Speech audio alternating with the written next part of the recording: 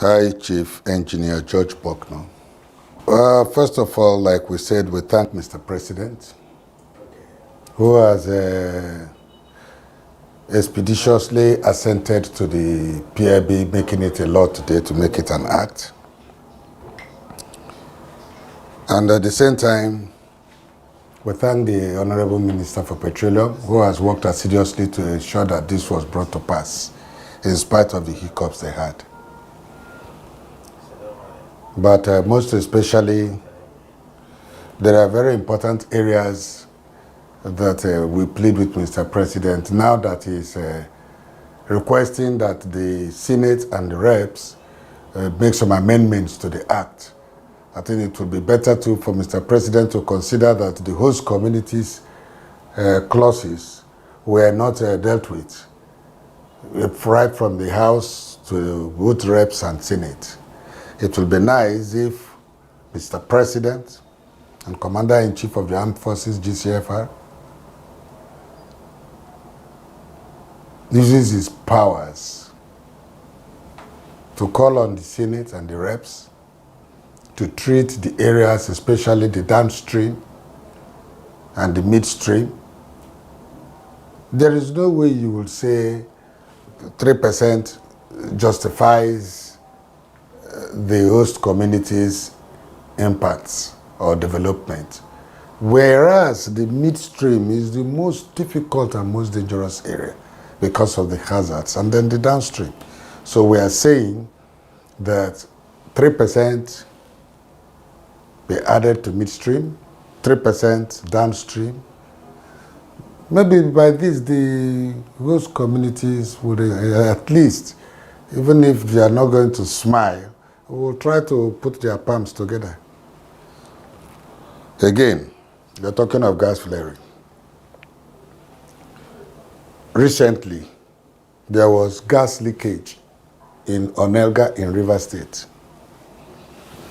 Gas is a very highly volatile product or commodity or chemical. The whole of the communities within 100 kilometers radius of that area are going to suffer because, considering the 95 bar pressure, oozing out for 4 days, gas doesn't have smell. The worst is that it's very dangerous. And if there is fire or whatever ignites it, that means all the houses, communities within that area will be gone. And now you want to pay compensation, you carry the money, say you're paying to government or pay to midstream infrastructure. It doesn't make sense. When we see what is wrong, it's open, it's something everybody can see. So we are pleading with Mr. President that the gas flare penalty be paid directly to the host communities, because the federal government has said they are going to set up a trust fund. You are setting up a trust fund, there is no clearinghouse. There is supposed to be a national host community oil producing area development commission, just like you have NDDC. So when the Ministry of Finance releases HOSTCOM's money, it goes straight to the National Host Communities Clearing House, from where all the host communities will be coming to collect their checks. That's why we said, instead of midstream infrastructure fund, there should be National HOSTCOM for house, where all the things that concerns host communities will be paid into.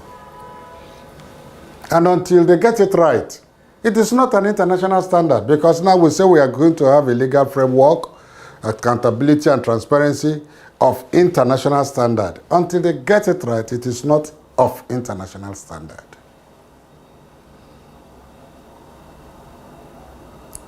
Again, I know that the talk of definition of host communities, your Local Content Act of 2010 defined host communities, which is our own local law. But the international community, EU Energy Security, defined host communities.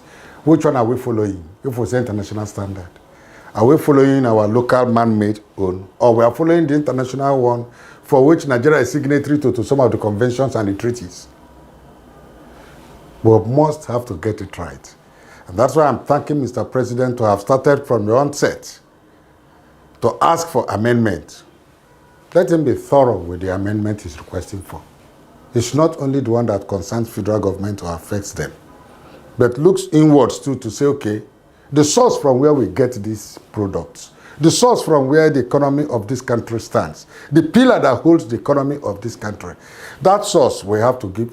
Host communities are critical, major stakeholders. They should not be treated with kid gloves.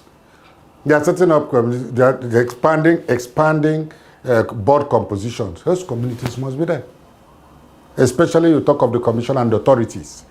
Because if they are not there as prescribed in the international standard of the United Nations Framework Convention on Climate Change, Clean Development Mechanism, Article 12, Nigeria is signatory to. Article 12, Nigeria is signatory to it. And what is it talking about? That the local communities, stakeholders, must monitor the project to protect their own sustainable development. Now you are not putting HOSTCOM. How is HOSTCOM going to know what people are doing? How is HOSTCOM going to know the amount that is expended per annum? If they are not, can you shave somebody's hair in his absence? So these are the things we are talking about. Say, Mr. President should, if he doesn't like our faces, it doesn't really matter. But you are talking of international standard. Then follow international standard. Forget our faces. We have to be on board. Even when you talk of NGOs, it is a law. Because NGOs are a pressure group that monitors the operation of the oil companies if they are complying with the rules and policies. So there is no way you will set out HOSTCOM. If you don't like HOSTCOM for being the real people on ground, you must like HOSTCOM for being an NGO. Whereas it is registered in CAC and has a patent right.